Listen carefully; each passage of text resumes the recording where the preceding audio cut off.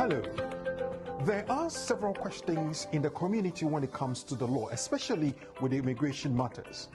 That is why I'm inviting you to join us on the program, The Community and the Law, live on BWTV and brought to you by BWF Solicitors, our trusted partners when it comes to the law. We are going to have a very massive discussion on some of the issues of immigration matters that bother you. And they have the opportunity to meet you live on the program to explain to you all the updates that have come from the Home Office and also address your questions and concerns that you might have when it comes to the law.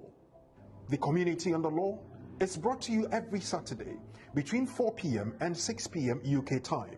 We're live on all social media platforms, YouTube, Facebook, and LinkedIn, at BWF Solicitors, at BWTV, and of course, we urge you to share the program and invite others to join us. Remember, it's at 4 p.m. to 6 p.m. every Saturday, live on BWTV. You have your questions. There are answers. So join us, learn, and empower yourself on the program, The Community and the Law. So pick up the phone and dial 0208 493 7345, or you can send a text 07950 422 780. It's The Community and the Law. My name is Oreku Frimpong, and I am your host.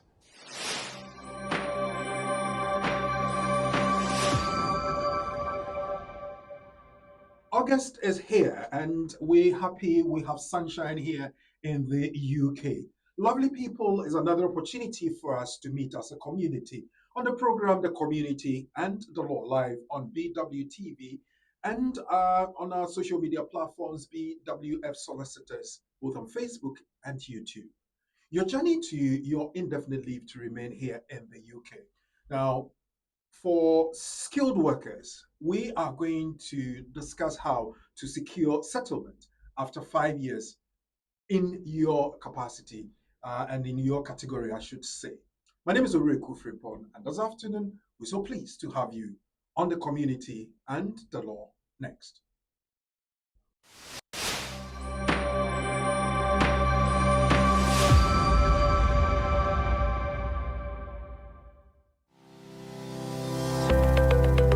Based in London, we are a dynamic award-winning firm specialising in a range of legal services. Welcome to BWF Solicitors, a trusted and experienced law firm specialising in immigration and nationality, appeals and judicial review, dispute resolution, family and matrimonial, and other family law disputes with international context. These include matters such as private child arrangement orders, contestant and uncontested divorce, non-molestation for domestic violence, and financial remedy. Our childcare and family team appreciate the issues facing you at such a difficult time. Our advice is delivered in a confidential and sensitive manner. Meet Bernard Owusu, our esteemed senior partner. With over 32 years of experience and known for his expertise and dedication to serving our clients and the community. BWF Solicitors stands for integrity, respect, excellence, teamwork, diversity, inclusion, and service to the community. We provide tailored assistance specific to your case. At BWF Solicitors, every day is filled with dedication, creativity, and a commitment to finding the best solutions for our clients. Our team at BWF Solicitors is ready to assist you with all your legal needs. You can find us at the 4th floor, Anna House, 214 to 218 High Road, Seven Sisters, London, N15 4NP. Our main office line is 0208 493 7340, or our emergency line is 07712 761 884.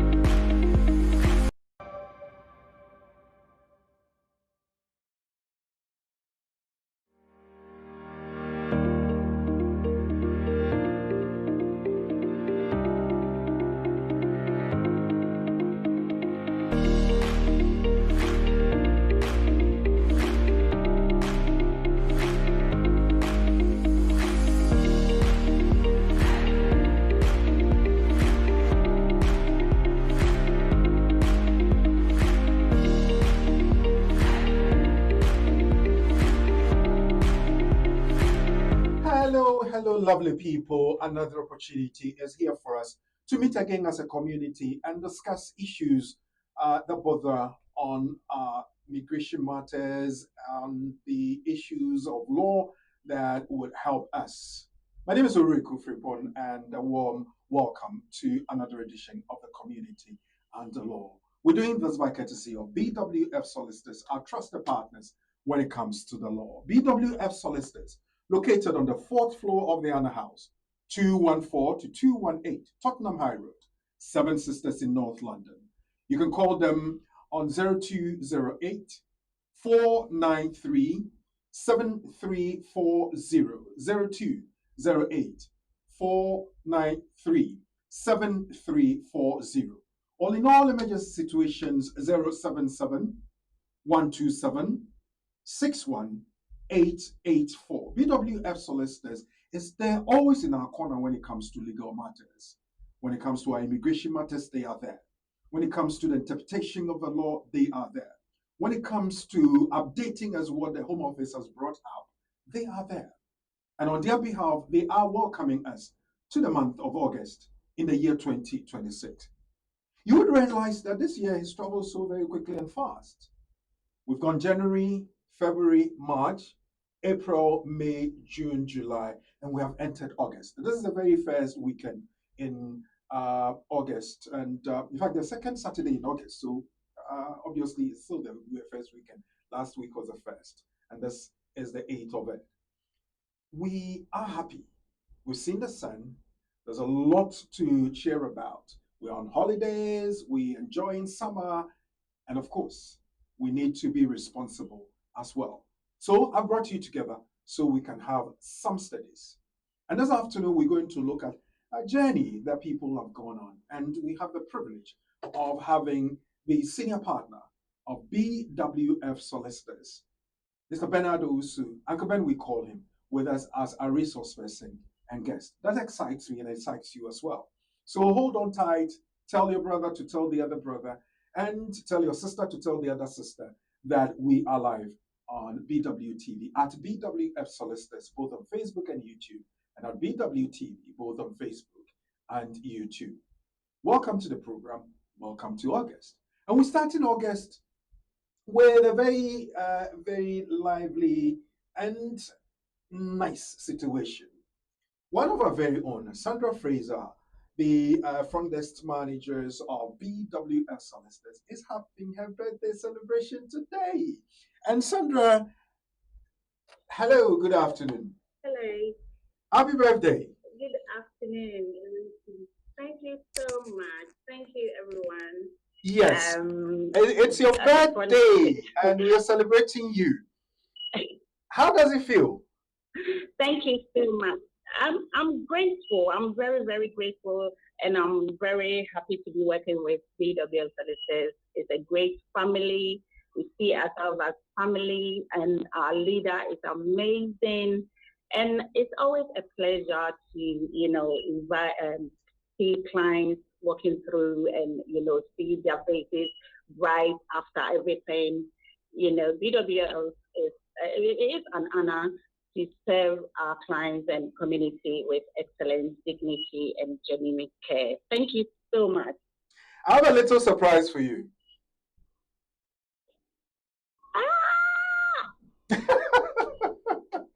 Your boss is here.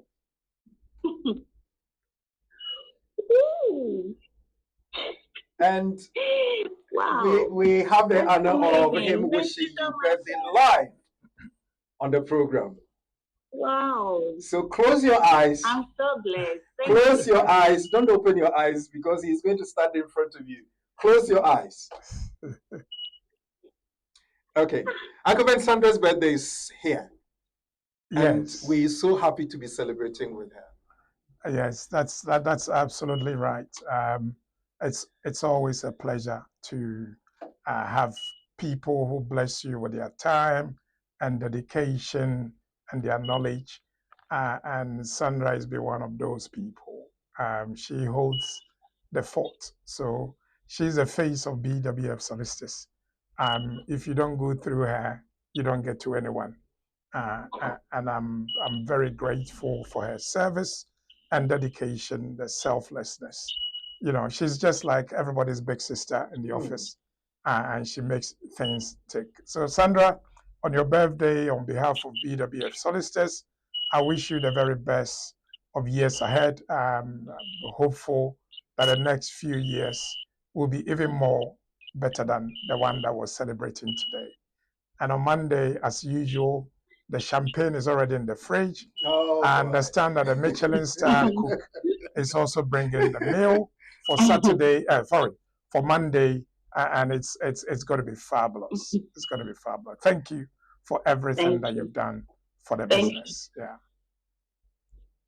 Thank you. Thank you so much, sir. I'm very, very grateful. Thank you for your help and your support. I mean, without you, we would not be in the office to do what we do. So we are very, very grateful.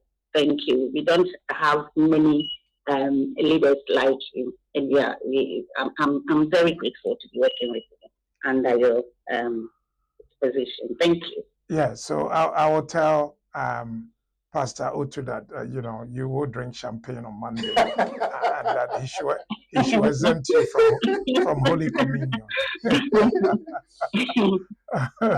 Sandra, happy birthday! We appreciate you, and we believe that you continue to give off your best. May everything you wish for come true. Thank you. Happy birthday once again. Amen. Amen. Thank you. But please reserve some champagne for me.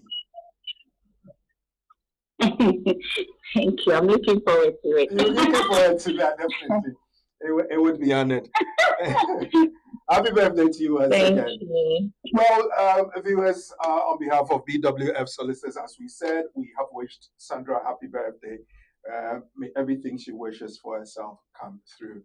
And to you out there, thank you for supporting us. Whatever it is, we have to do that with you in mind. BWF Solicitors are trusted partners when it comes to the law. I've told you, you can visit them for all your legal issues, 0208-493-7340, or you can visit us on the 4th floor of the Anna House, 214-218, Tottenham High Road, 766 in North London. And people are also giving us some feedback, because what we do for them, they appreciate, and we expect that people will also know what it is that BWF Solicitor does for you. Esther comes in to say, excellent lawyer, professional, responsive, knowledgeable, and got the job done. Would recommend BWF Solicitors without hesitation. Thank you very much, Esther. Esther, the boss himself is here, and we're telling him right directly that you appreciate that. Uncle Ben, we have had so many people come through with the feedback. Oftentimes, we would want them to say, oh, I went to BWF Solicitor and this didn't go well and all that. But we hardly get that. The criticism will be that, oh, well, I called and the line was busy. Yes, but whatever it is, we get through to them. This is Esther showing appreciation. What do you say? Well, we are grateful, Kweku. It's not every person or everybody who comes back to say thank you. They don't have to. They've come for service, they've paid the fees, we've delivered. And as I always say, our success rate is over 98%.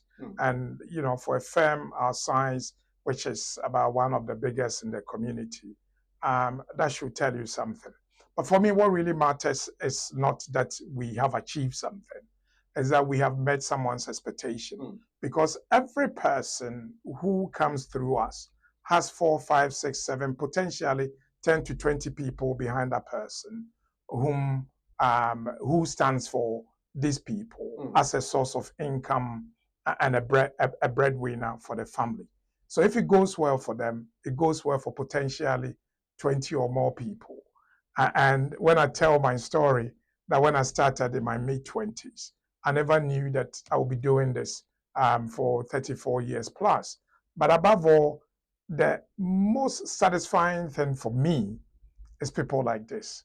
That every day, the very little things that we do, I was just looking at my phone, and I've even got a longer version of what she sent. Oh, okay. And you can see that the work we do is very, very important for the community. Right. If you look at Emilia, for example, you can see what That's a she's long written one. here, and you can also see that really this touched her.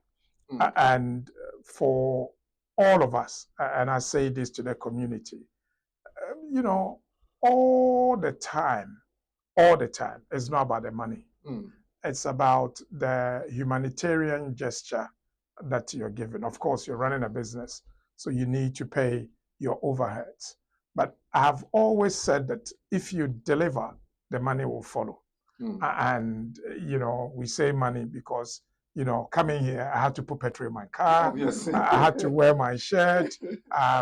You know, getting you here, you had to put petrol in your car. You had to wear your shirt. And it all costs money. That is why we charge for these services.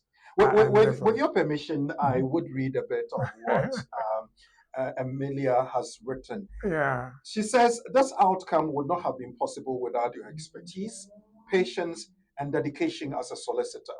I truly appreciate the time and effort you invested in reviewing my case and ensuring everything was in order. Your advice gave me great confidence during what was a very uncertain time. While I have thanked you informally, I want to put my appreciation in writing. Please know that I am sincerely grateful for everything you have done for me. Amelia, you know what I would want you to do? Put that on the Google review as well for me, because that would tell the rest of the world what you have experienced with BWF solicitors.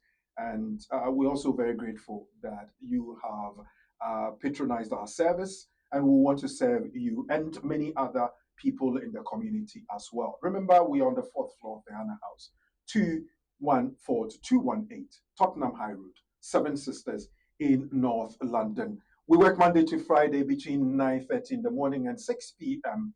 And if you want to use our services or even contact any of the very learned solicitors here in the office, you can book an appointment and arrange for the weekend one. You have our numbers on the screen: 0208 493 7340. Those of you in Ghana, you can call 055 589 5959. And in all situations, emergency situations, send in a text, WhatsApp, or a voice note: 077 127 61884.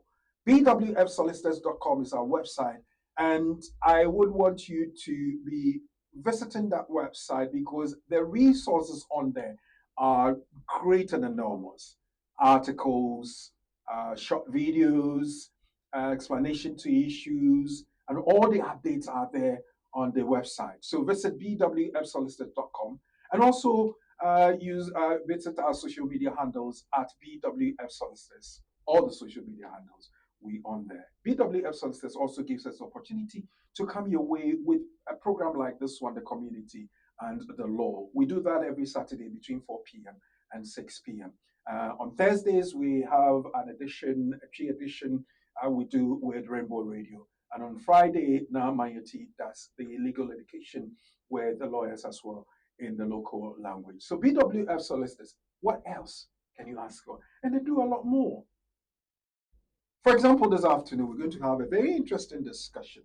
I know those of you who are skilled workers, you know that there have been some developments as to how you can go on to have your indefinite leave to remain after 5 years. How do you do that? Has it been stopped? Or you don't know? I know. But we will get into that. Again, BWF Solicitors allows us to have some knowledge in the form of nuggets we put out the beginning of the year. And this week, there's one that has come out, and I want us to take a look at that. Does having a child with autism stop deportation? That's a big question. The Court of Appeal has confirmed that having a British child with autism can prevent deportation. In the Secretary of State for Home Department versus Ujadleye 2026 England and Wales Court of Appeal case 950, the appeal succeeded because the court found exceptional evidence that the father's two British children had severe autism. dependent uniquely on his daily care, and would suffer exceptionally serious harm if he were deported. What's the lesson in here? A successful human rights case depends on strong medical, educational, and expert evidence, not simply the existence of disability. Every case turns out on its own facts. So, what I would advise is to seek legal advice. Now, let me, with your permission, go to Uncle Ben again and ask. We're talking about this medical condition, which is autism. Um, the question the ordinary person would ask: can I depend on this to avoid refusal and even deportation from the UK to my own country? Well, Kweku, I mean, the answer to that is there is a possibility. Okay. Because when we talk of autism, it's a spectrum. It starts from very, very mild to very severe with other complications. But let me put the case in context. So this case that we're talking about, it's a Nigerian gentleman who was in the UK on a temporary visa, Okay. and had gone ahead to apply for the COVID loan. You know, the COVID loan was a loan that was introduced by the UK government to support businesses that were going through hardship because of the COVID pandemic in 2020, 2021. And unfortunately for the government, there were disingenuous people who are fraudulent in nature, who use that as an opportunity to rake in millions. Because I'm talking of millions of pounds. Was it that's the bounce back loan? The bounce back loan. The maximum was 50,000, and if you had a business and you can show an income up to a certain threshold, you will be given. And this gentleman and others fraudulently applied for several hundreds of thousands, going into a couple of millions. So he was imprisoned he was convicted for 7 years. Now, under our law 207 Border and Immigration Act, Section 32, that is a foreign criminal, and that was automatic deportation. So what he did is he brought an application on the basis under what we call a Section 117B and a Section 117B C of the immigration rules, which says that if somebody is going to be deported and there are significant instances and compassionate circumstances, which circumstances are far and above the normal threshold, and that person should not be deported. So if you've got a child or you've got a family member with challenging medical situation, example, autism, it's not every autistic child who has severe autism. In his case, he had 6 children, 2 of whom had severe autism and complications. They were very high on the spectrum. Yes, and their mother had mental health issues as well, and she wasn't coping well. So you can see the nature of the case. So when you ask me if you have an autistic child or a child with medical issues, is it automatic that you're going to be allowed to stay in the UK? And my answer would be, it depends. Every case is different, and every case is won or lost on the facts of the case, and also the evidence that you have, but also the specialization and the particular experience of the person who is dealing with the case. So in this case, for example, this man could have been deported if the case wasn't dealt with properly. But he had a very good solicitor who was able to ensure that he won his case, and I went to the Court of Appeal, and the case was allowed. But it serves as a lesson to all of us that when you're here, you play by the rules, because it's not everybody who can fight a court case. There is no legal aid for immigration cases. It means that could be quite expensive. It is not quite. It's very expensive. Any case that goes to the court in immigration, it's about double, triple your normal rate. If it goes to the Court of Appeal, you're potentially looking at a solicitor's hourly rate of about 250 to 350 plus VAT, and a barrister's daily rate of about 4,500 to about 5,000 a day, plus VAT. And if you reckon that it's going to be about 3 or 4 days hearing, if there's expert evidence plus witnesses, then potentially just over 4 days you'll be incurring costs of about 40 to 50,000 pounds, and there's no legal aid for that. So I urge people that once we're here to stay, we should comply with the law. I do understand that there are instances where people fall foul of the law, not because they didn't take enough caution, but clearly it may be inadvertently. I know people will, argue with me that how can you commit an offense inadvertently? You've got somebody who's working without paper, that's a criminal offense. But the person is working without paper because they needed to support them. So somebody said, well, but they can leave. Well, it's not everybody who's found their way here who can easily leave and go to their country.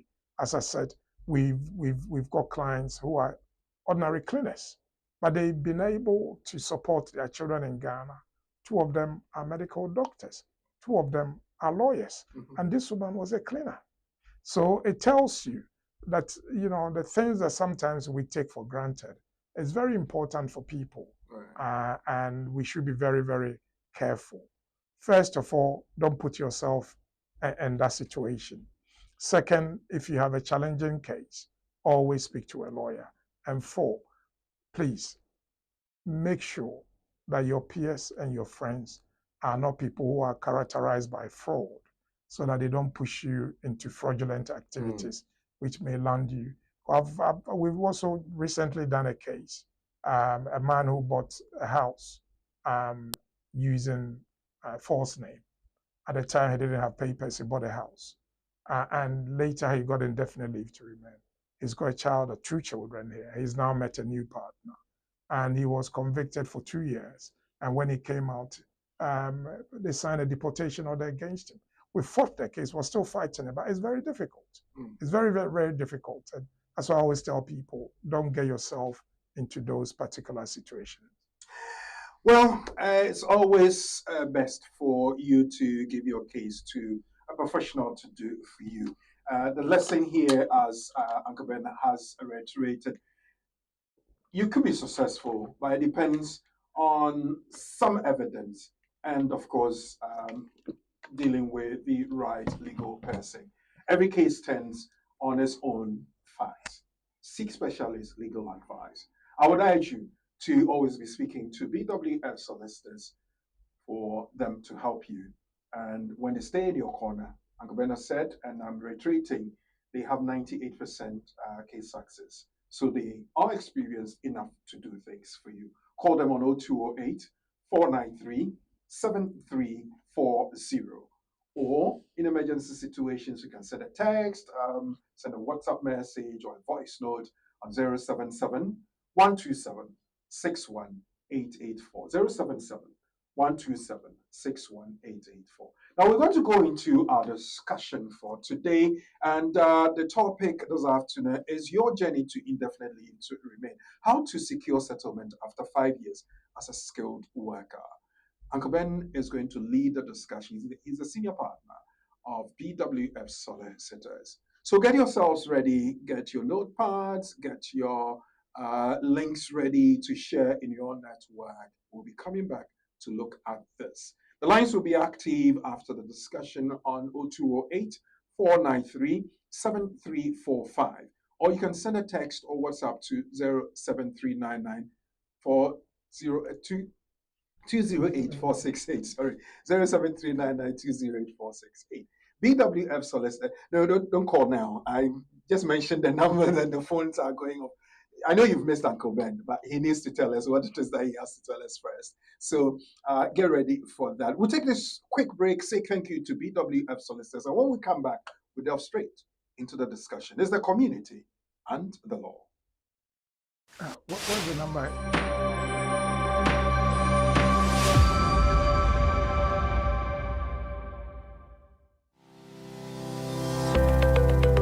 Based in London, we are a dynamic award-winning firm specialising in a range of legal services. Welcome to BWF Solicitors, a trusted and experienced law firm specialising in immigration and nationality, appeals and judicial review, dispute resolution, family and matrimonial, and other family law disputes with international context. These include matters such as private child arrangement orders, contested and uncontested divorce, non-molestation for domestic violence, and financial remedy. Our childcare and family team appreciate the issues facing you at such a difficult time. Our advice is delivered in a confidential and sensitive manner. Meet Bernard Owusu, our esteemed senior partner. With over 32 years of experience and known for his expertise and dedication to serving our clients and the community. BWF Solicitors stands for integrity, respect, excellence, teamwork, diversity, inclusion, and service to the community. We provide tailored assistance specific to your case. At BWF Solicitors, every day is filled with dedication, creativity, and a commitment to finding the best solutions for our clients. Our team at BWF Solicitors is ready to assist you with all your legal needs. You can find us at the 4th floor, Anna House, 214 to 218 High Road, Seven Sisters, London, N15 4NP. Our main office line is 0208 493 7340, or our emergency line is 07712 761 884.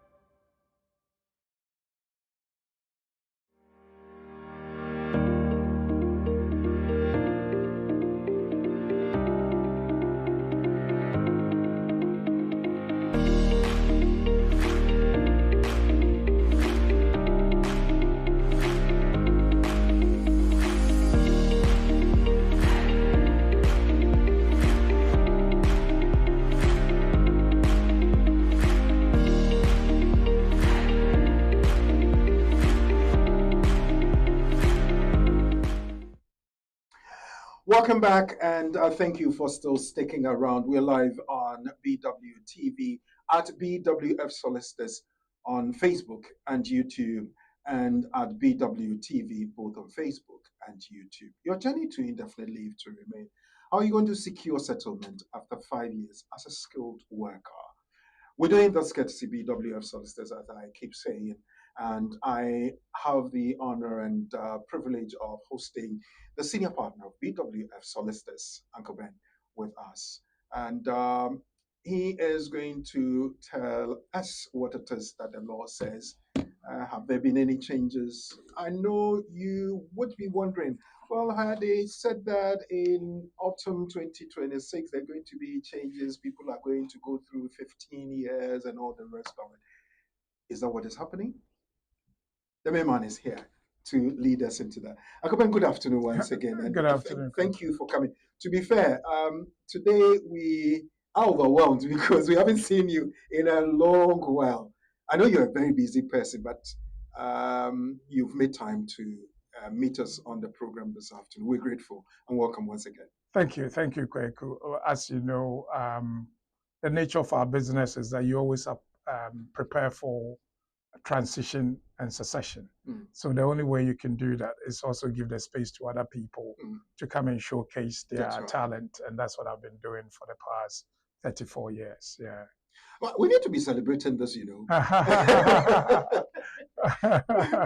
Well, and I can say on this program confidently that Charles, Pamela,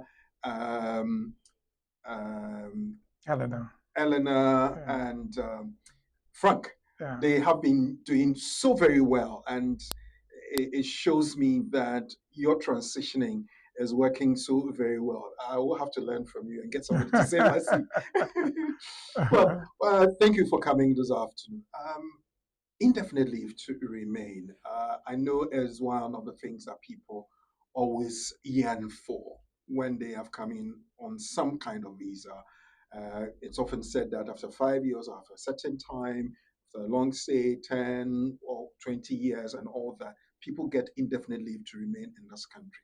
Let me get to the basics. When we say indefinite leave to remain in this country, what is it saying? Well, when we say indefinite leave, what we mean is that currently no limit on the time that you can stay in the UK. Right. So you're not restricted by time. You don't have to renew your visa every time. Now that it's a digital stamp in the cloud, even if when you change your passport, you don't have to take it to the Home Office to have it restamped. So indefinite leave to remain under the 1971 Immigration Act means that there's no time limit on your residence in the UK, Okay. although you're still subject to immigration control, but there will be no time limit on your stay in the UK.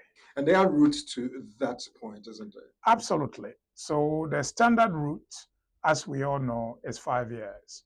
But most people who have overstayed obviously go on the 10-year route.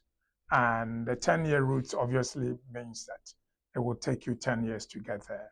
But today, our focus is for those people who came here on a work permit, and therefore they were told when they entered that they will be here for 5 years, and then they will get their indefinite leave to remain. Has that changed? That hasn't changed. I know that there was a clamor, and as I said previously, in relation to cases like this, where people's lives are being toyed with by politicians because they want to outdo each other, it becomes a problem. But thank God that we've now got a prime minister who is alive to the needs of most people here who, for want of a better word, will do the job that most people don't want to do, which is like cleaning and care. He's got his father at a care home, and he appreciates the carers who look after his father. His father has got Parkinson's disease.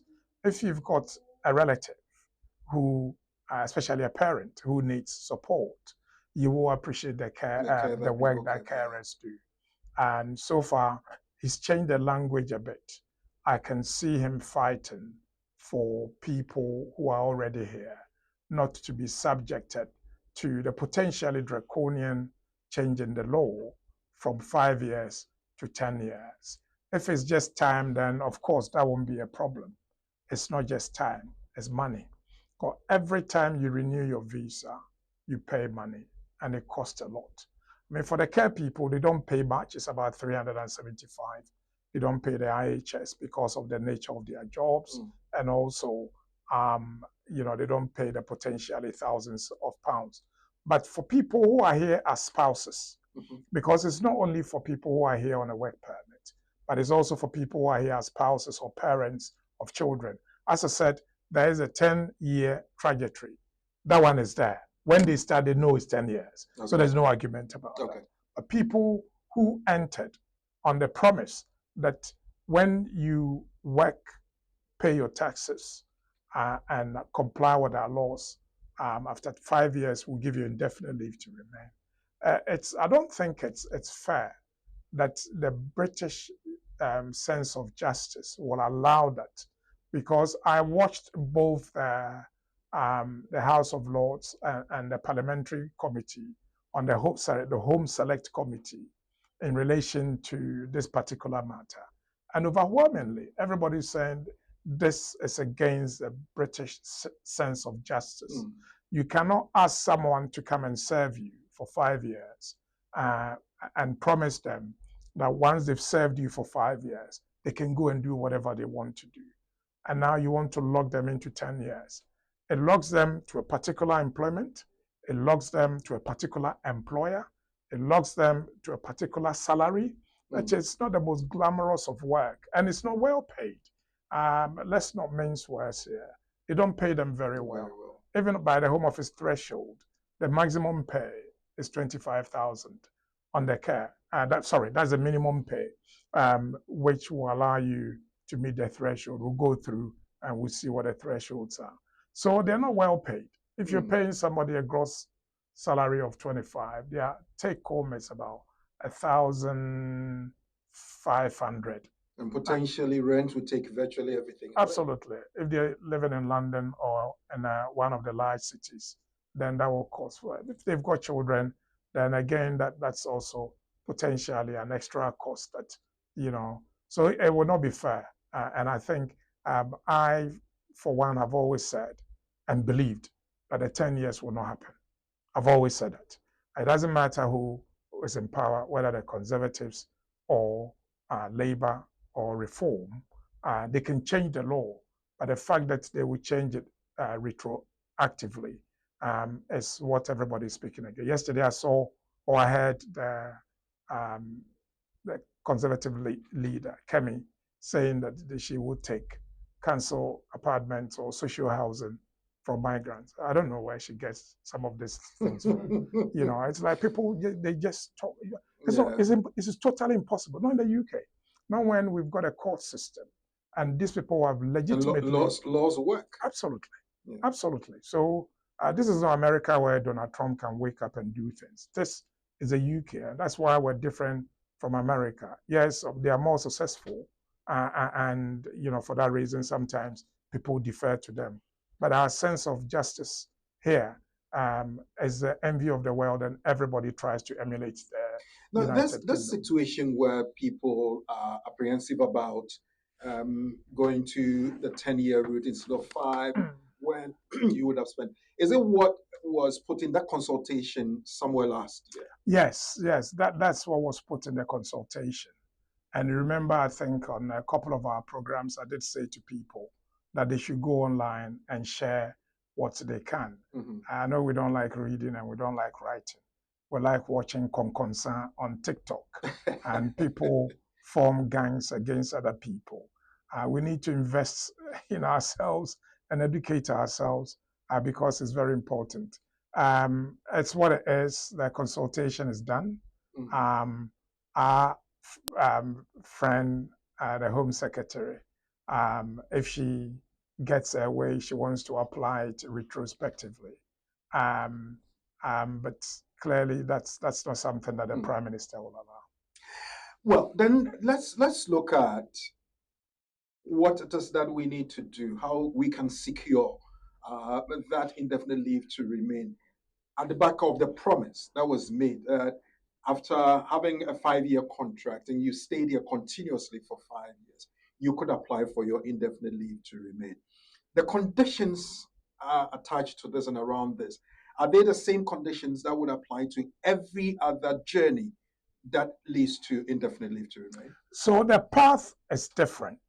The journey is 5 years, but the path is different. So there are people who are going through the parent route. There are people who are going through the spousal route. There are people who are going through the private life route. There are people who are going through the family life route. Mm-hmm. This route is for work. Okay. So people who have come here to work and they have worked for 5 years. So the basic requirement is that you should be here on a skilled visa, or you should be a dependent of a skilled worker. And the basic requirement, in addition to being a skilled worker, you should work. Okay. So if you're here and you came to do Walantu Walansa, and you're not doing Walantu Walansa, but you're doing something else, then you didn't come to do Walantu Walansa. Mm-hmm. So in that case, it's going to be a problem. But if you're here and you're working successfully with your sponsor, it doesn't have to be the same sponsor that brought you. It can be many sponsors. It can be 5 sponsors in 5 years. Mm-hmm. It can be 3, it can be 1. The principle that the Home Office always talks about is the issue of work. So you should be working. We know that when you're working, you should work for the same employer who has issued the sponsorship license, which is the COS. And you're allowed to do supplementary work, but that's only for 20 hours a week. Now, if you do more than 20 hours a week and you're caught, it's a breach of the condition. And under our Part SUI, which is a part suitability, it may cause you for your application to be refused. But in addition to making sure that you're complying with the law, you have to ensure that your employer is paying you at the relevant salary. So there are about 5 points that I want to take. Okay. The first one is that your employer must have a license. Okay. 2, your employer is the one who is sponsoring you. So he's not only having a license, but the employer should be the business sponsoring you. 3, not only are they sponsoring you now, they also want you to work for them now and for the foreseeable future. Okay. And then we go to 4, they have to make sure, or you have to make sure, that you're meeting the threshold. The threshold starts from 41,700 to 33,100, 31,300, and then 25,000. Now, there are some people who must attain the higher threshold of 41,700, and there are some who must also be on the lower threshold of 25. Mostly 25 is for care workers. Okay. So those are the people who are doing care and also ancillary nursing. So a 6131, a 6135, and also a 6136, although senior carers, their rate is slightly higher. But if you put this threshold there, ask yourself, with what Uncle Ben has said, am I achieving any of the thresholds? Now, there's a difference between the threshold and the going rate. Okay. There are 2 levels of income. One is now, one is for the future. But the one that is now always dictates that is also for the future. So when we say the going rate, for example, now we know that for some business like office manager and any of those ones is 41.7. For people like plasterers and tilers, it's about 41.7. But also within that particular business, there's what we call a transitional arrangement, which protects people who were here before April 2024. Because when the rates were raised in April 2024, there were a category of people who were protected, that even if they don't achieve the threshold, they are achieving the going rate. The going rate is set by the Home Office. The threshold is also set by the Home Office. But then when you read it, you say either the going rate or the threshold. But sometimes it will say it should never be lower than the going rate. Okay. Because the going rate is always to protect people from falling to a certain lower income. For example, if you take the carers rate of 25,000, is to protect them from going below the hourly rate for the minimum income in the UK. Mm-hmm. So that protects them. So that's something that everybody must watch. And then the final thing that I also want people to understand is that, yes, you have to do the English language, but most people who are on the skilled worker route would have done the English already. You can use the same one, and then you have to do the life in UK, which is done when you're going to apply for your settlement. The issue about dependents is something which is crucial, because many of the dependents that I've met are unable to sit for the English language and the life in UK. Mm-hmm. So their situation is going to be critical. But the best thing to do is for the person who is on the skilled worker route to achieve their settlement, and that means the family members can also follow. So in this case, we're looking at life in the UK, mm-hmm. knowledge of life in the UK and English. Mm-hmm. If you are not able to meet that as mm-hmm. one of the conditions, does it mean then that even though you would have been here legally for 5 years, you have not met that, so then you can't apply for indefinite leave to remain? Yes. So people who are not able to meet the mandatory requirement of life and language are always put on a 2.5 years. So if your husband is or your wife is a skilled worker, they already have the English, they do the life in UK, they passed. If they submit the life in UK for the application and they get indefinite leave, and you submit yours, and you are not successful with the English language, it's very likely they will extend your visa for another 2.5 years on the basis that you've not been able to achieve the English language. But because of your family life with that particular partner, they don't want to refuse you, so they will give you an extension to stay. and that means that you'll be paying almost 4,000 now, which is about £3,987.50 until you are able to pass your English language. So I can imagine a scenario where in the same household, dad would have indefinite leave to remain, but mom would not have it because mom would not have met that criteria and threshold. Yes. Well, that's a possibility. It's only a possibility. It's a reality. We see people all the time where, we've got a family. There's a guy, a boy who came here with a mother. He's now past 18. He's managed to pass his English and life in UK. Mom can pass. So he can't get indefinite because he's here based on his mom. Although the mom came to join her husband, the husband is not his father. His mother is married to the husband. So he was also given 2.5. We fought it on the basis that it's not fair and that he has, in his own right, he has been here for a duration of time. And they came back and said, no, that's not true. He hasn't been here because he's under 25. So if he stays here for half of his age, he will qualify for indefinite leave to remain. He's above 18 now. So again, he hasn't been here for 7 years. We can't go for indefinite leave. And those are the problems that it can cause people if you don't have the life in UK and you don't have the English. And quickly remember that the English threshold is going to A level on the 26th of March and is going to B2.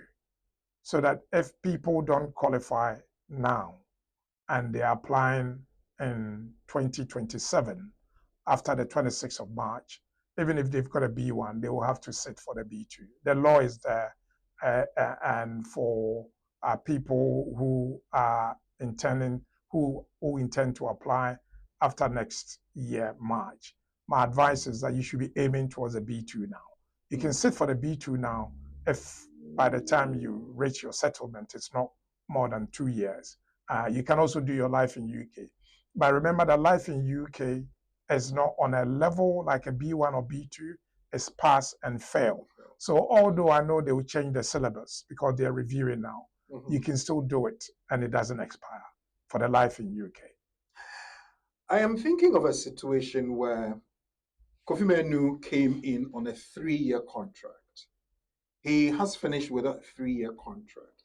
He's been lucky enough to get another organization that could sponsor Kofi Manu or him for another 2 years. That put together will make 5 years. Would that qualify Kofi Manu for indefinite leave to remain? Yes. So when you look at Appendix SW, which is a work permit, you look at SW 19.1 to SW 24, it covers the settlement route. So the first one is that you need to have work. Your employer must be interested in having you receive the necessary rate, continuity of residence under CR 1.9 is there. In addition, that you've done your language and life. Once you've met all those, it doesn't matter. The important thing is that you came here as a work permit holder. On the date you're applying, you're still a work permit holder. It's not with the same employer or sponsor, but it's with someone who's got a license and they intend to have you and they are sponsoring you. That's all you need. I know people ask questions about, I came in, I didn't get work to do, or I was paid under the table, or my sponsor is not the person I'm working with now. Those are challenging situations. And if somebody finds themselves in those sort of situations, your focus should not be, I'm here, I'm working, so I'm okay. You're not. You're not. Because when you're caught now, they will cancel your visa. And also in the long term, you will not get settlement because you came here to work with A, for A to pay you a certain salary threshold. They're not paying you the threshold. They're not working with you or you're not working with them. You should move on and find someone else. And people keep saying that, oh, it's difficult to find work. But I keep telling people that we've put on our website. I mean, we know how many people go there all the time. It's been on our website since the COVID time for people to find sponsors. It's over 14,000 sponsors on there. And then, last week I had someone come in. We had a conversation. I showed them the website. I said, go. So, lawyer, it's so difficult. I said, well, I'm sorry, but if you're not careful, somebody's going to take your money they will not give you the work, you will not get a salary, and then you're going to be stuffed. So it's better to do the work if you give yourself 1 month. Every day, send 20 applications to these people or make 20 phone calls to these people. And I'll say I'll take places like Wales and Scotland, the very northern part of UK, where it's cold and nobody wants to go there. That's why I'll be calling, because I know that when they see Kodagi, they will be so interested because they know you're jack of all trade. When you come in, you are always open to work. So look to that. And London is good, but for me, work here is very, very difficult. So look to the north of England and then the north of United Kingdom. Well, folks, if you just joined us, we're live on BWTV, and the program is The Community and the Law. This afternoon, we're looking at our journey to indefinite leave to remain. We're talking about skilled workers, how to secure that. Agabena is giving us the conditions you need to meet, and we have gone into some discussion as to how to do that. I'm going to take a quick break, and when we come back, we'll be looking at some basic things that we need to do, and then we'll be taking your questions and concerns. Remember, the lines will be open after the break, 0208 493 7345, 0208 493 7345. You can send your text or WhatsApp message to 07399 208 468. It's The Community and the Law, and our resource person and guest this afternoon is a senior partner of our sponsor and our benefactors, BWF Solicitors. We'll be right back.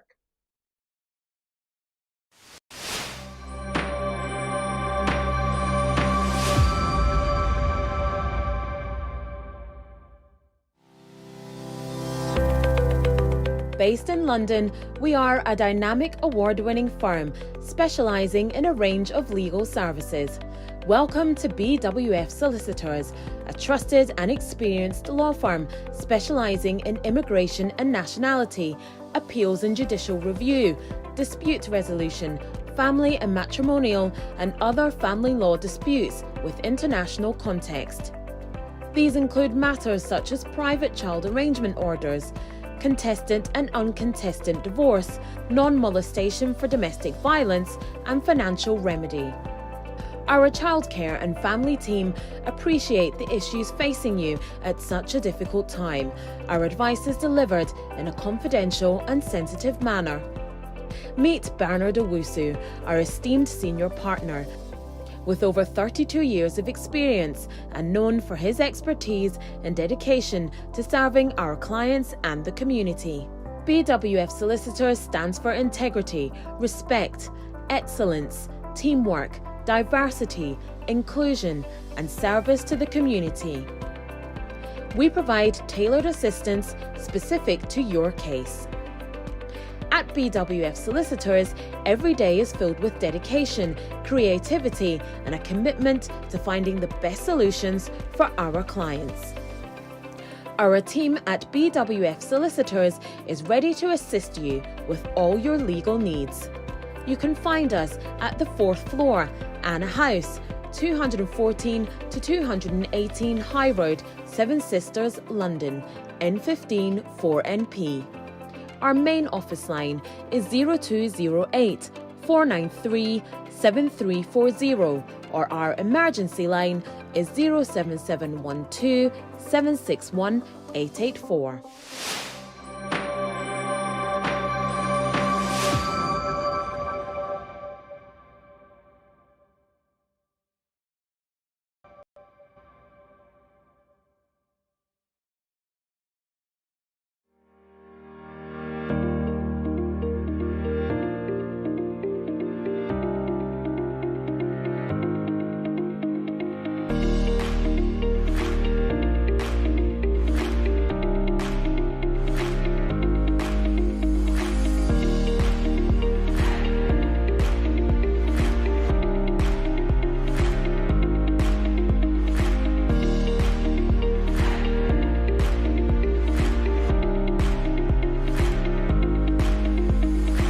Thank you very much for sticking around, and welcome back. We're still live on BWTV at BWF Solicitors, and the program is The Community and the Lord. Those of you who have joined us, thank you very much for doing that and sticking around.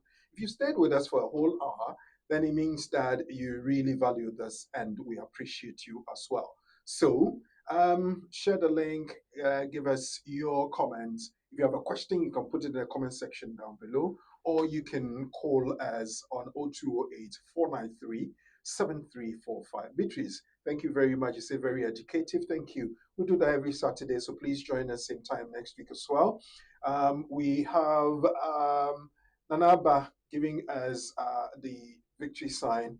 Thumbs up to you as well for your concern and, of course, your appreciation. Good afternoon to everyone. Well noted, Uncle Ben. Yeah, team, which one are you saying well noted? He said so many things. Anyway, I would say that you are noting everything that Uncle Ben has given us this afternoon. Good afternoon, all. Please share when you join. That's from Sandra Fraser, who's celebrating a birthday. Happy birthday to you. Happy birthday to Sandra Nanajima, saying that God bless you always. God bless you too, Nanajima, and thank you on behalf of Sandra. Please share. Nanajima continues to admonish us. Kenneth Kofi Odro Boateng Antubam, thank you. I salute you as well. God bless you. I hope people in Wales are all glued to their TVs and all that. Valentine Bright Edu, very educative. Yes, Valentine, it's very educative. We do that every Saturday afternoon. We still have other programs on Thursdays and Fridays, so be here to enjoy that as well. Well, let's move on to our topic again. I'm coming back to Uncle Ben. So when I have satisfied these conditions that you mentioned, I put in an application for indefinite leave to remain. We're talking about meeting all the thresholds and all the other things. Does it then become automatic? Because I would have satisfied living here continuously for 5 years. I am in employment. I have anticipation that my employer would continue to give me a job beyond the 5 years and the rest of it. Does it become an automatic thing that when I put in an application, I'll succeed? Well, yes. So if you meet the 5 points that I've given, so you've got a current employer, your employer has a sponsorship license, your employer has written a letter to say they still want to employ you for the foreseeable future, you've met the income threshold, your continuity of residence is met, you've done your KOL, English language and life in UK. And the important bit is that you haven't been doing corner fast. So, you don't have a break in your residence, because that's also important. There are people who apply after they've overstayed for a few weeks. It might be over 15 days. The threshold is 14 days. Remember that if you overstay for 14 days, you've still overstayed, but it's only 14 days. And every day that your application stays with the Home Office, that is still overstay. But they don't punish you. But if you overstay for more than 14 days, these days, they are very, very difficult. They will refuse you. So I tell people, and Kweku, what I find worrying is that there are many people who are making spurious applications. For example, there's someone who put an application for asylum, another person put in an application for fee waiver. When it was rejected, they put in another application for fee waiver, and then somebody tells me that they are applying for further leave to remain. On what basis, I don't know. Some of them are getting certification decisions, which means that you can't appeal, and they put you on bail.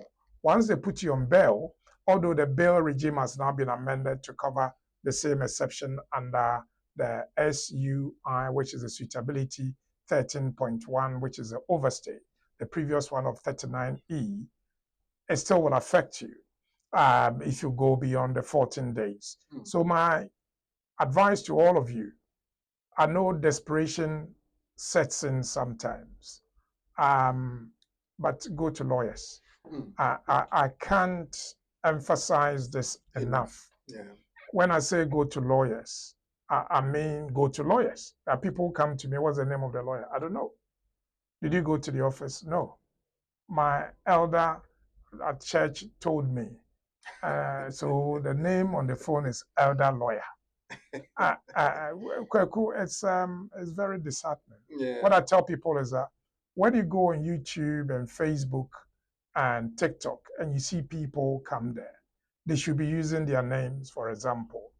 Go on the website. If you see my name, Bernard Owusu, go and put it on the internet and say, is Bernard Owusu a lawyer? And I'm sure both Ghana and the UK will confirm that I'm both a barrister at law and also a solicitor to the senior courts of England. What really pains me sometimes is a belief that our community has in people whom they have no knowledge of, whether they are lawyers or they are not lawyers, because they are desperate. So they just go to anyone and put in an application. Somebody called me today. He said they put in an application for EU dependent. I said, who? He said, my grandfather. I said, grandfather, grandfather, or grandfather friend? He said, grandfather, grandfather. I said, do you have evidence that he's your grandfather, grandfather? He said, oh, the man said he did it for me. But lawyer, I've got letter, I can work. I said, listen, I'm not talking about you working, because if you put in a valid EU application, yes, you will work. But the end result is what I'm looking at. They'll refuse you, you won't have a right of appeal. Or even if you have a right of appeal, it's not going to be successful. So please, don't let somebody's chop money for Friday be the reason why you're going to overstay and your application is going to be refused. Because there are people who look at what they can get out of you rather than what they can create for you. It's not every case that will be successful, because some cases are difficult. And as with everything in life, you take your chances sometimes with certain things, but you need to be sure that what a lawyer is doing is the right thing. Because when you make an application for fee waiver and it's rejected, and then you make another application for fee waiver, you're not going to get your 3C, which is something we're talking about next week. The 3C now is also very difficult. I've got a case that I'm dealing with now. The person applied for fee waiver, which was rejected. They then got a COS and put in a COS. They refused them because they said, when you made your application, you said you're going to make a human rights. I've never seen a decision like that, but this week I saw one. When you made your application for for fee waiver, you said you were going to make a human rights application. Where is a human rights application? You haven't made a human rights application. You've put in another COS application. And for that reason, we're not going to allow you. If they hadn't refused the fee waiver, that wouldn't have been a problem. But because they refused it, then it becomes a problem and you will lose your 3C rights. So please, let's be mindful. When we say go to lawyer, and some people come on social media and say, oh, Ghanaian lawyers are expensive. We're expensive because we are lawyers. If we are not lawyers, you could see the surprise on my face, because if people went to the high street in central London, for instance, some lawyers will charge you not less than £250 an hour. Yeah. But you don't. So how expensive are you then? Yes. So what I tell people is that for us as solicitors, every year I need to have an insurance for 3 million. You know, the number of people who work here, our turnover and our wage level is huge. So, you know, we do free work. We do that. People come here, especially the old ones, they walk in, I give them advice, I go and collect your money, they collect it, they go.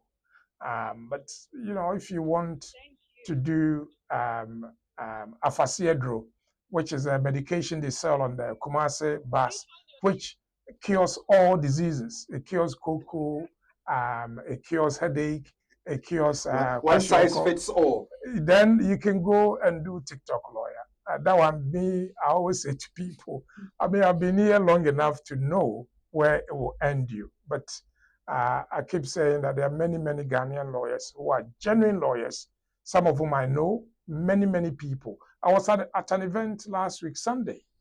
Somebody walked to me. I knew her name, but I don't know, I haven't met her before. And, you know, we click. Well, Ghanaian lawyers, you know, there are many cases around, so where we don't compete against each other. We just support our community. And that's what we do. So find a proper lawyer. Don't go to a quack person and then later come and complain to me. But most of you will see that when you do that, I really get a bit frustrated because people have taken advantage of you. Well, if you just joined us, you can call us now on 0208 493 7345. We've got somebody who has been patient enough to be holding on for a while. I have another question, but let me pick up let's call from our lines and for Uncle Ben. So we go on there. Hello. Hello, good afternoon. Good afternoon, my dear. How are you? I'm okay. I'm Felicia. Yes, Felicia. Thank you for joining our show. That's all right. Okay. I have an issue, and then I want Bernard to assist me about that. Okay, no problem. Please go ahead. Okay, on Thursday, I received a message from the Home Office that they have revoked our license, which is the COS. I'm a carer. So now, if you say our license, does it mean that all of you in the organization or just you? Yes, yes. Okay, go ahead. Every worker received it. Okay. Yeah, and I don't know what to do. So, Mr. Bernard asked me to bring my daughter from Ghana to join me here. So, I just want to ask him what to do now. Yeah. Okay, Uncle Ben. Yeah, quite cool. It's a big problem. It's a huge problem in the community. And when somebody loses their license, it means the person is not doing the very basic things that they told the Home Office they were going to do. So the first thing that I always ask for is that when is your visa expiring? Because the Home Office is aware that it's not your fault that they've taken the license from this person. So they will not cancel your visa. But if your visa is going to expire in a few weeks, whether they cancel or not, your headache is that you want to have a replacement visa. Right. And also, if especially you are at the end of your 5 years, you want to have a sponsor who is going to be there for you when you're making your application. The first thing I want to say to you is that find a new sponsor. There are thousands. On our website alone, there's about 14,470 sponsors in the whole of England. Just England. I will look and start from Scotland. So put something like Edinburgh or some Lanark or some north, somewhere where even around this time is cold. I will put it there. So if you look on this is where you look on, we are now on BWF website. You've got resource. And then under the resource, we've got blog, we've got videos, we've got useful links. You click on useful link, it will take you to care. You go on care, you click it, it will give you another care visa sponsor database. This is for all the sponsors in England, and it's updated every single day. So when we go to the top, Do we have a date there? 16th of February. That is what it says. That is when this was created. But when you go back and you put it in, so put our address in.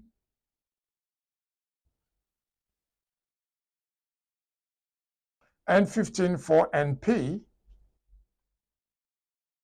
And then what does it say? The first one, what does it say? Less than 1 kilometer. Okay, when you click on that, click on the blue. Yes. Okay, so click on their website. So you can see that this is a proper care company. They are called Priscilla Wakefield House. When you go there, you can go to contact. Let's see whether we have contacts there. Scroll down, it will be at the bottom probably. Yes, 0208. So me, Koja Daki, I'm in England. They've cancelled my sponsorship. I'll call the number. I'll say, good morning. I'm looking for a job. I'm a carer. I work with a care company, and I'm happy to come and work for you. Or maybe I'll take their email, or I'll take their address. I'll give you a story, and this is a true story. It may be that the person is even watching this program. This person had just a week for her visa to expire. She walked to a care company in Basildon. The care company looked at her. She started crying. I mean, I'm not saying go and cry, please. but she started crying. The Indian woman looked at her and said, I've got COS. I wasn't going to give it to anyone. But the way you speak, I want to try you. They gave her a COS for 1 year. By the time she reached out to me, she only had 24 hours. Oh, gosh. We put in the application. Within a week, she got her visa. After 1 year, the woman gave her the last 2 years to say, I'm happy to sponsor you to the end of the 5 years. So, you know, if you walk in there, maybe they might not see you, but call, send an email. You know, don't give up. Go. But please, don't be too comfortable in London. If you're determined to do something, you are determined. You know, you can't give up middle of the way and say, I've come this far and I've lost my sponsorship, so I just want to give up. Okay, Felicia? Okay. So get yourself some time and do some search and also follow up on several things. Use the resources facility on BWF Solicitors website, and it can give you something to pursue. So please go ahead and do that for us, okay? Okay. And then one question again. My visa will expire on 15 August 2028. So they helped somebody who had a 24-hour deadline. So you have almost a week. Okay. Sit down and do some work, okay? Okay then. Thank you very much. Thank you too for your call. 0208-493-7345. Uncle Ben, I have the scenario in mind. I have a COS. The person says that, well, unfortunately, I can't give you a job. Please hold on. I'll come back to you quickly. I can give you a job, but then I find somebody to form a marital relationship.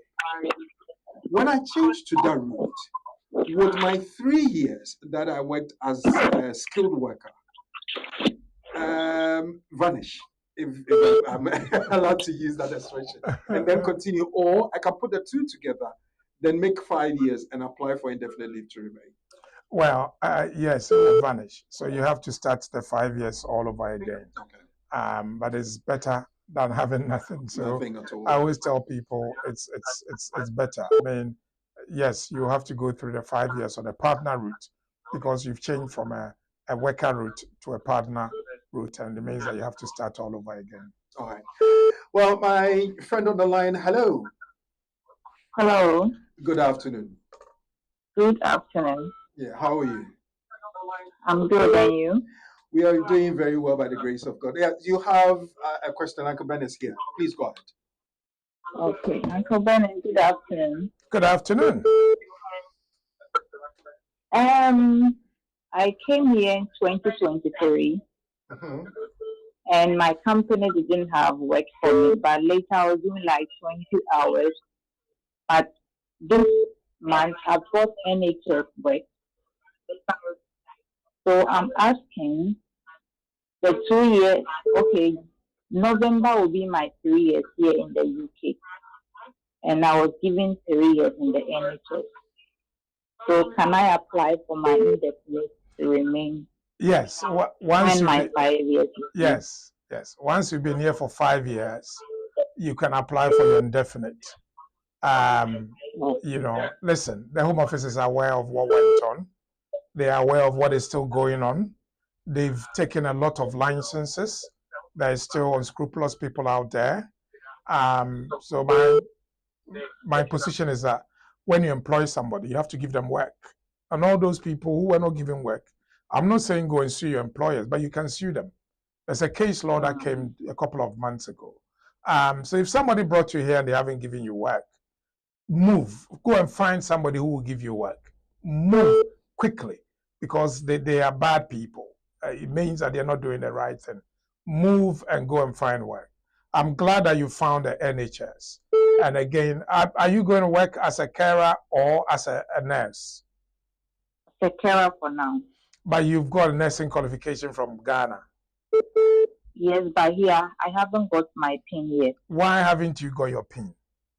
I've done my OSCE, done my CBT. The IELTS I had 6, so I'm still working on it. Okay. So, I mean, all the things you've said are the good things. Somebody will say you've done your OSCEs like Australian OSCE, but concentrate. If you need something, concentrate. The NHS is one of the best organizations amongst other people like London Transport, London Underground, the local authorities to work for when it comes to pension. So stay there. Don't go and sleep. Don't go and fight. Don't go and do. If you can stay there for another 30 years, you will retire on a very, very good pension. But don't just go and stay there. Work your way up. To the top. Work your way up. For me, I've always told people, why do you always want to be at the bottom? Look up and climb. So I'm glad that you are in the NHS, but don't give up. Let the fufu be less and burn the candle, the midnight light, and study and go and pass your ILR and get your PIN and become a nurse, either a community nurse, a midwife, or a special nurse or whatever. But eventually, we want to see you in the next 10 years to be a matron of the ward, where you will be an admin nurse rather than just a working nurse. Okay? Thanks, Uncle Ben. And then my company that brought me here, when I was leaving them, I requested for my P45, but they couldn't issue it to me now. So will that one also be needful when I'm applying for my? No, you don't need it. Concentrate on what you've got. Let's look forward. Okay? Okay. A friend of mine too was having the same issue. She went to Ghana and she was coming back on Tuesday, but she said she received a letter from the Home Office yesterday that their company license has been revoked. So can she come back to the UK? Yes, please. When your company license is revoked, don't go and travel. I beg you. No, she traveled. She can come back. 2 weeks ago. Yes. And she wants to come back on Tuesday. Yes, she can come back. She can come back. Okay. All right. Yes. All right. Okay. She can come back. Okay. Yeah. All right. Uncle, I'll call your office line. We need to talk. I called you some time ago concerning my kid and how to apply for my husband to come and join me here. So I will search for your office line. Then let me give it to you now. 0208. All right. Okay. 0208 493 okay. 7340. Have you got it? 0208 493 7340. Yes. If I were you, I'll call first thing before 9 o'clock.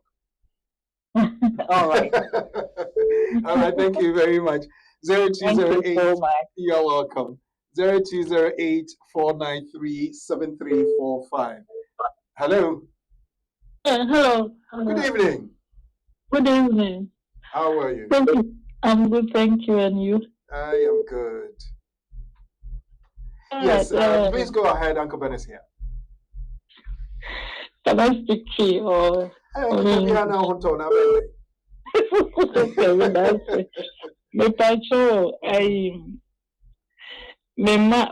omunete by omuba krum ha through their papa. Na omuba and omuni papa ntinada.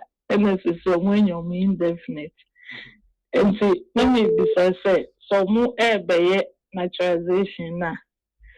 To me, papa any dear no, over to me the omuguso by only on requirement to be a war being here. But what was it tonight then?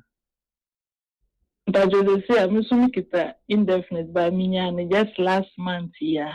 Yeah. And Uncle Penny Benya 18 next year. Into na nanka papa ne ye no odi omugusu no mo ye omodie because me kasa me try next year na me ma ye me die na ntumi mfa pani no ento me die no so as apala because obenya 18 me. Yes, problem is say awo form you know ha. Na omo man ya nwo omo wa ha na omo ye British citizenship. Aya omo pesa awo form you know nso ye British citizens. And I say omo ye dada. Because wo onye wo de no very likely so may raise the issue. Why? Okay.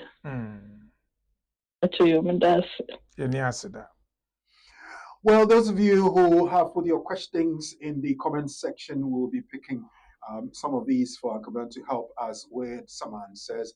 You can send a text to 07399208 This afternoon, we have looked at a journey to indefinite leave to remain, how to secure settlement as skilled workers. The lines are still active, 0208 the friend on the line, please hold on. Let me pick up Nana Sante's question on the screen. If someone is on a skilled worker visa and receives a curtailment letter, then applies for an extension, but doesn't secure sponsorship before the extension expires, can they apply for another extension or further leave to remain? Uncle Ben. Nana Sante continues and says, if I've completed my 5 years and meet all the requirements for indefinite leave to remain, and my employer supports my indefinite leave to remain application, once I'm granted that, am I still required to remain working for that employer, or can I leave that job afterwards? Oh, you can leave. I mean, most people will leave. I mean, it's a case that I did for a dentist and her husband. They are of Indian origin. And already I knew she was going to leave. Once she got her indefinite, she just left. The first question, I don't know whether it's the same person. If someone is on a skilled worker visa and receives a curtailment letter, then applies for an extension. What extension? But doesn't secure sponsorship before the extension expires. What extension expired? Because if you applied and the application is still outstanding, but you applied before that leave expired or the curtailment leave expired, you still have leave under the old visa you had. It won't expire until you get a decision on the extension application that you've made. So the question that I ask is, what extension? And you say the extension secure sponsorship before the extension expires. What extension expire? If the application is still at the Home Office, then you're secured, but not for a long time. I will ask you to make even more effort in finding a sponsor to support your application. Well, thank you very much, Nana Sante, for your question. Keep them coming through. Producer, okay, yeah, we'll pick another one. My friend on the phone, just have a little patience for me. I'll come back to you. If one came in the UK on a skilled worker visa and spent 2.5 years and the person switches to a partner visa, I think I asked this question just a moment ago. Does his or her 5-year journey to indefinite leave to remain reset? Yes, because you've gone onto another route.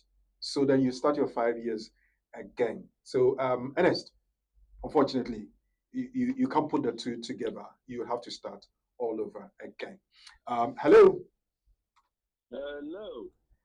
Antubam. Well, it's been a long time, yeah. Yeah. You know what you people have done? Now you want to talk to Uncle Ben. I need to start charging you consultation fee because all the other times you send me texts. Now he's here, you want to talk. Anyway, I've been listening to Uncle Ben, yeah.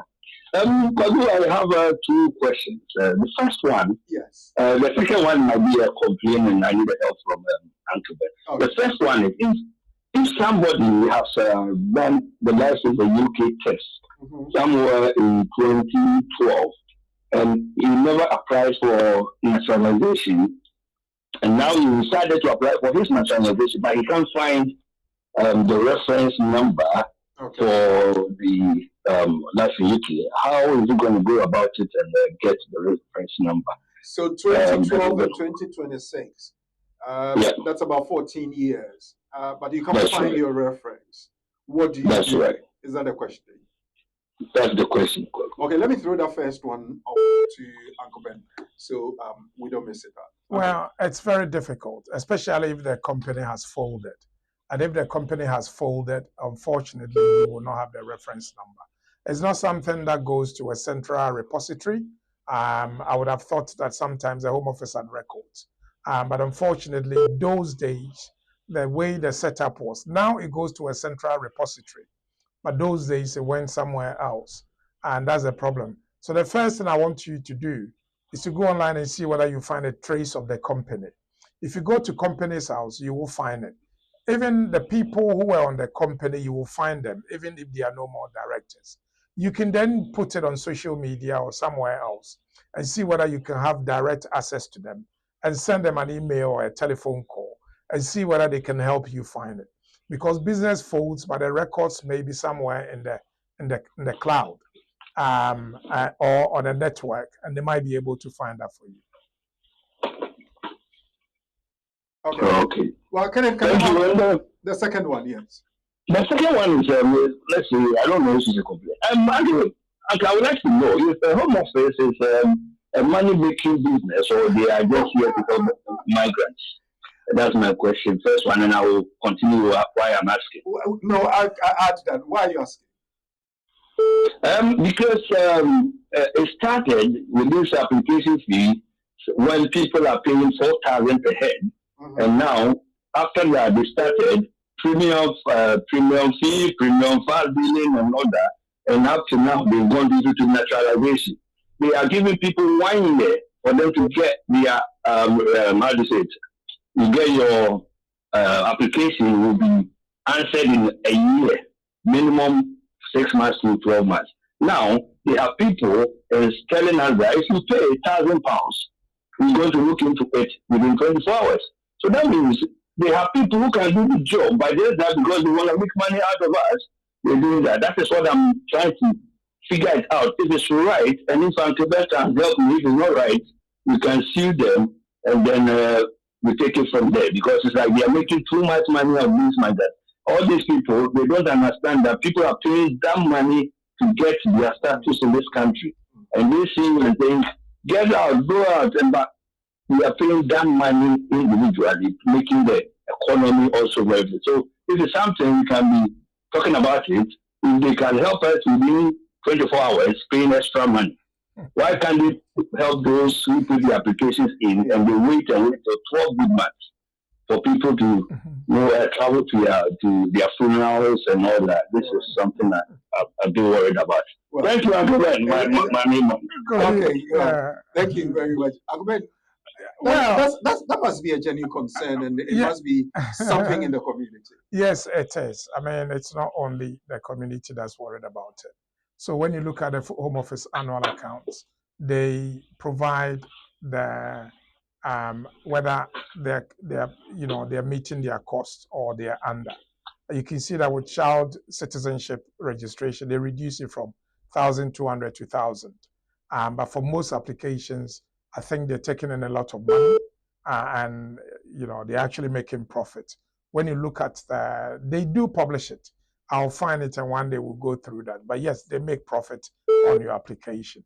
But also the issue to do with the priority service is not only the Home Office. I mean, I applied for visa for my granddaughter because she wants to come to Ghana with us. And I wanted it quickly. And I use a premium service in the City of London. And I got it in 24 hours because that's the service I needed. So it's not a compulsory service, but if there are people who want to travel, so they make those provision for people who want to travel, and then they can use that to travel. So, Antubam, some people want to travel to funerals and they want a quick decision. Other people are prepared to wait. So if you're prepared to wait for 6 months, then that's fine. But sometimes it can take longer than 6 months as well. Well, Antubam, thank you very much. Let's go on to another call here. Hello. Yeah, good afternoon, sir. Good afternoon, boss. Yeah, please, I want to ask you a question for in favor of one of my colleagues, which Mrs. got married to EU national. So they both came to UK about 5 years ago. Yes. So all of them have got their indefinite. Yes. So the last, one of his last born is having an issue with the community where we live now, which there's a threat that one of those classmates is going to stab him. So he opened up to his mom, which his mom and his father now trying to see if they can send the boy back to Ghana, because what is happening now is alarming about this, what is going on about stabbing issue stuff. So in this case, he wanted to ask if is it okay for the boy to go back to Ghana since he's having his indefinite to stay there for the next 3 years or 5 years, or can he apply for his British citizen before he can leave the country for now? Was he born in the UK? No, wasn't born in the UK. Was born in Ghana, but brought over here about 5 or 6 years ago. Has he got indefinite? Yes, he got indefinite. But he's a 15-year-old boy now, which is in the secondary school. And he's got involved with the gang, right? Yes, which they are now chasing him around in the city everywhere now, threatening him. They want to stab him. Yeah. Okay, and the parents, the indefinite, how did they get it? Through an EU parent, family person, yeah, through EU family member, yeah. Well, if there is under EU, he can stay in Ghana for up to 5 years. Okay. If it's not under EU, he can stay in Ghana just under 2 years.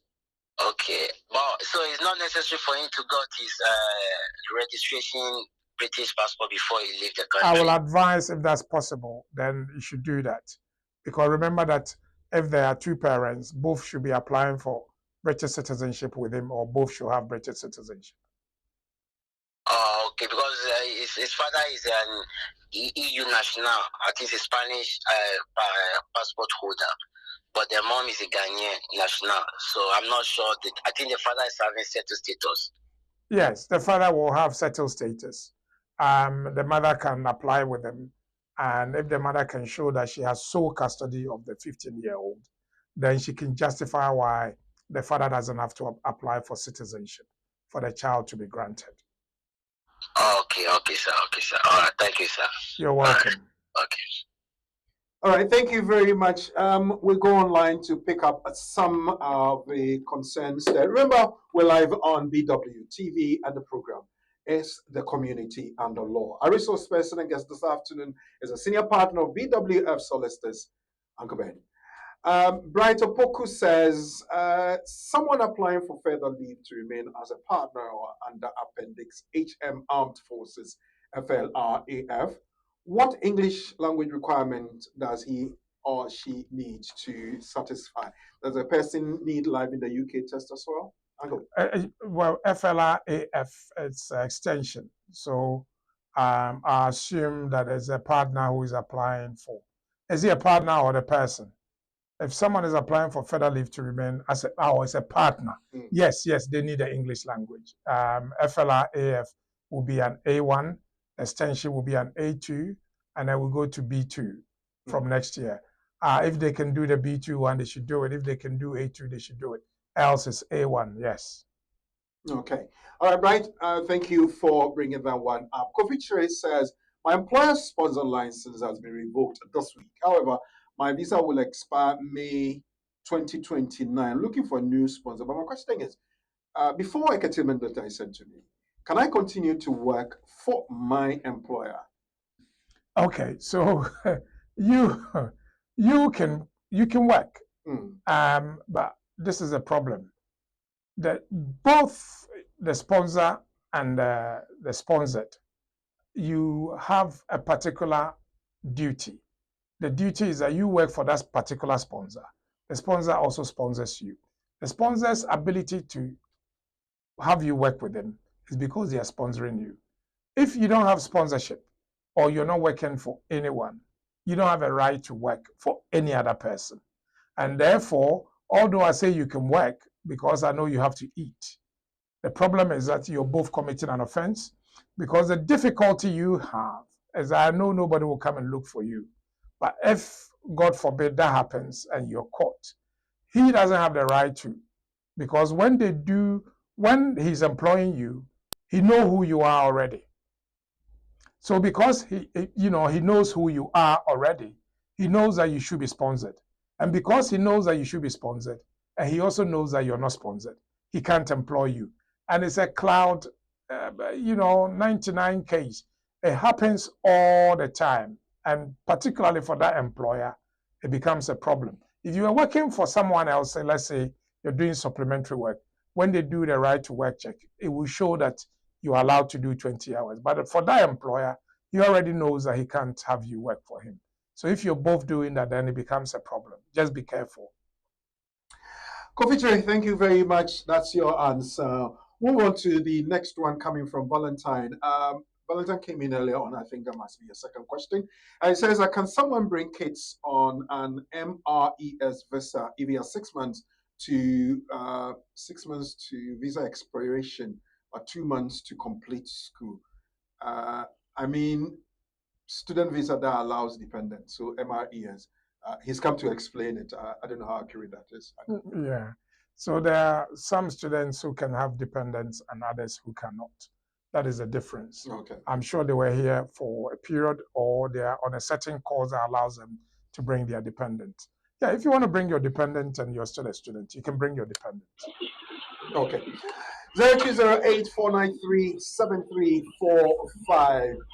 After this one, we'll take another quick break and then we come back. Remember, I gave you the nugget earlier on, reiterating that we have been discussing the skilled workers and the route to indefinite leave to remain. Hello. Hello. Yes, good afternoon. Good afternoon. Yeah. Uncle Ben, I know the one by the because we are first worker. So I think we are doing that years no more so but I can bear a my good pattern. Okay, so the question we say, what can be Batman? I say, you say, not 3 years. I come 2 years to apply. Let me actually English language, and me life skills, before. Let me actually next year. So, what year on next year? Obit me a B2. Now, English life in UK no they no expire. But you sure say or B2 now or chrono. And by the time or be 5 years. Because English, when you saw it, okay. Oh, okay. Because 2020 is 5 years already. 8 years also you B2 because 2027, 26th of March, new regime no started. Okay. Okay, B2. Yeah. Okay. It makes me attract to her. 2028 that date bang. August. It is a year August. Until more September, October. Oh yeah, we do time and in 2 years. Why? Okay. Oh, okay. All right. Both English will absolutely. Okay. All right. That's it. Oh my good news. I'm going to go next week, Sam, I'm going to be another edition. Why? But remember,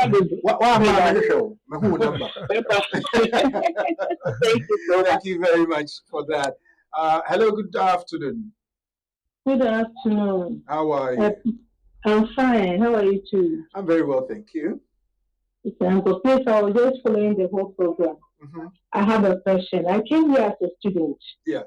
I've completed the course and then I'm working with a care company. At the moment, I'm on a student postgraduate visa. And I want to know, is there any way I can forgo sponsorship, certificate of sponsorship, and then apply for working visa so that I wouldn't be working on the certificate of sponsorship? Do we have that thing in place? I'm not so sure. That's what I want to know.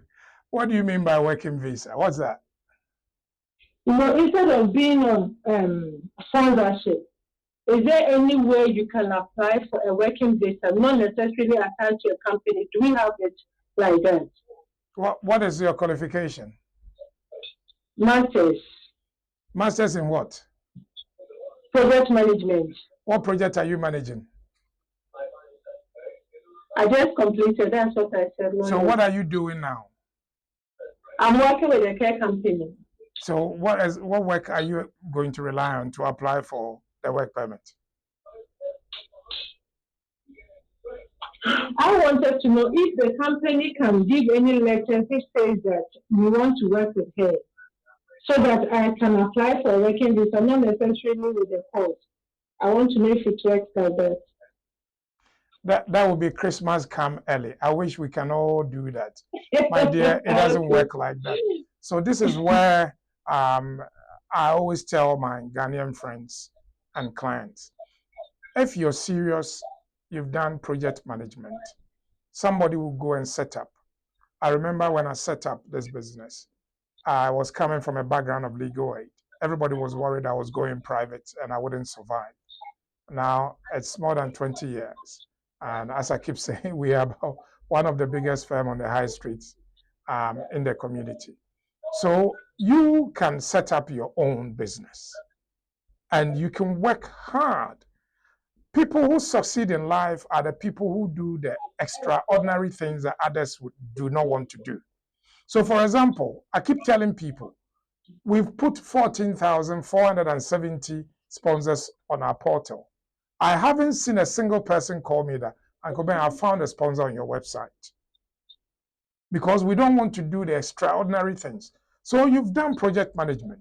This country, the things that pay most is the service industry.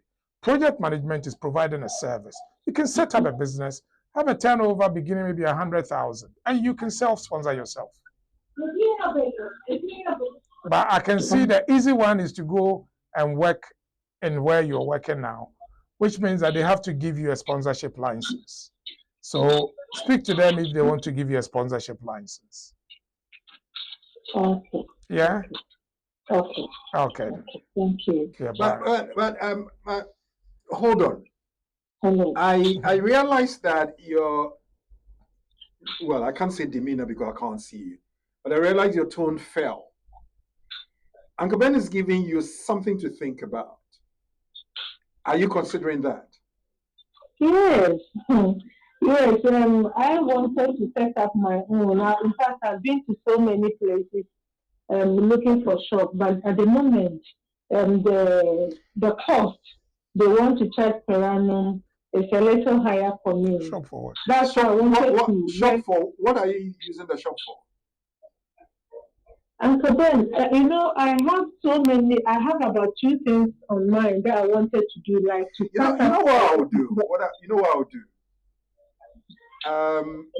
Don't think of the money. Don't think of the cost. Okay. But look for somebody that will help you with business development ideas. Okay. Okay. And take this number. Okay. You know the number already. When I mention the number, you will smile, and I know my crew in the studio will also smile because I know where I'm telling you to go. 0208. I want to get your pen and everybody.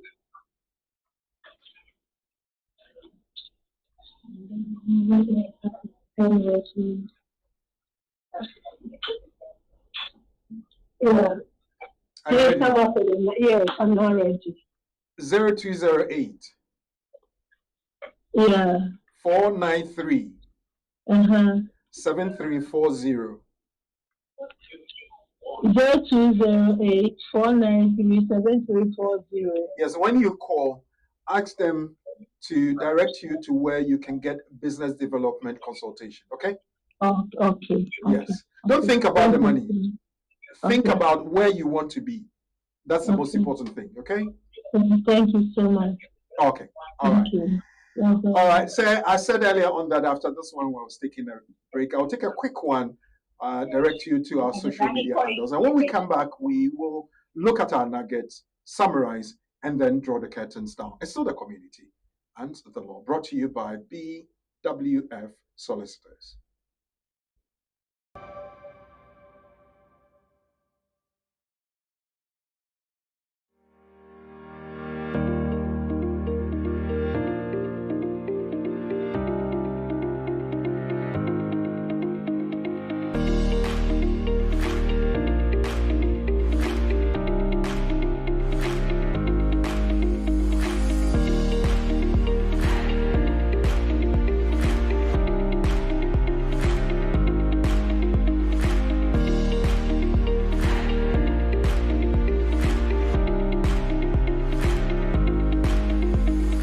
hello once again. Welcome back.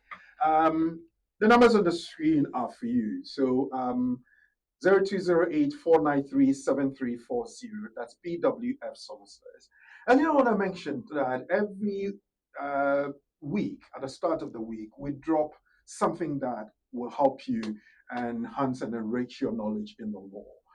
The nugget we have used this afternoon and for the week, it's about deportation. What circumstances that can stop your deportation? The Court of Appeal has confirmed that having a British child with autism can prevent deportation. In the Secretary of State for Home Department versus Uja Leye 2026 England and Wales Court of Appeal case 950. The appeal succeeded because the court found exceptional evidence that the father's two British children had severe autism, depended uniquely on his daily care, and would suffer exceptionally serious harm if he were deported. Now, the lesson here is that a successful human rights case depends on strong medical, educational, and expert evidence, not simply the existence of a disability. Remember that. And also remember, every case turns on its own facts. So seek specialist legal advice. And I would want you to contact BWF Solicitors for that. Well, in the Ghanaian language, they say, Agoya dena adiesa inkrasifo. It's been very exciting. It's been very, very informative. And we're so privileged to have Uncle Ben with us. I'm praying and hoping he would, all the other things will allow him to come join us again. But tradition is tradition. Your journey to indefinite leave to remain, how to secure settlement as a skilled worker is what we discussed. So I'll go over to Uncle Ben again for a brief summary of what it is that he took us through so we can use that to draw the curtains down on the program this afternoon. Uncle Ben. Yeah, so for those people who are here on a skilled worker visa, there's no need to worry. You came here before the law changed, if there's going to be any change. You are here before the law change, if there's going to be any change. My focus here today is to tell you the things that you can do now if you are at the tail end of your 5 years. You can put in your application 28 days before, so it will be 4 years, 11 months. You should focus on these basic things. 1, you should have a sponsor. 2, your sponsor must give you a letter to confirm that they still want you to work for them for the foreseeable future. 3, check that you're earning the relevant salary. 4, provide evidence of your English language and life in UK. 5, make sure that you meet the continuity of residence, which is that there hasn't been a break in your residence. If you've made any application after your visa is expired, speak to a lawyer before you put in your application so that he can do a cover letter and explain the circumstances and see whether you have any of the exceptions. On income, I must emphasize that there are 2 main requirements. There's a threshold and then there's a going rate. The threshold, as I said, is 41.7, it's 33.2, and I think 33.1 and 31.2, and then 25. Make sure that your threshold is met. Review yourself 6 months to the time. If you're not on that threshold, you've got 6 months to correct it so that you speak to your employer so that they correct it. Because sometimes employers are not aware that they are not paying the threshold or the going rate. A lot of them are not aware because they are not lawyers. My advice to you is that before you put in the application, speak to a qualified lawyer. Find out on the internet if you don't know any, and make sure that at least the person is regulated by the Bar Council, the Law Society, or the SRA, or by the Immigration Advisory Service. If this person is not regulated by anyone, please run away for your life and find a qualified lawyer. Uncle Ben says run away for your life, and I would direct you to the 4th floor of the Anna House. 214-218 Tottenham High Road, Seven Sisters in North London. Call them on 0208 493 7340. Number again, 0208 493 7340.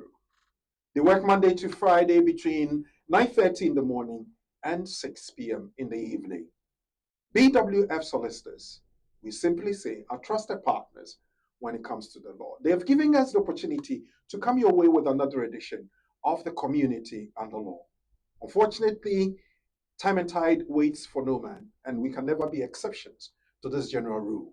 But the most important and the most exciting thing is that we have another opportunity to come your way again, same time, next week on the same platforms at BWF Solicitors, on all social media platforms, especially on Facebook and YouTube. And look out for our nugget at the start of the new week. Uncle Ben, thank you very much. On behalf of the community, on behalf of our viewers, we want to say thank you for coming. And we pray that once we have the opportunity, we'll have the chance of meeting with you again. But remember, we have another wonderful topic to treat for you and with you, same time next week. I've been working with Patwa Dodu and Shilankra. This was a production sponsored by BWF Solicitors. Professor Ade is my studio producer. My name is Ore Kufrimpon. Have a good evening, and thank you so much.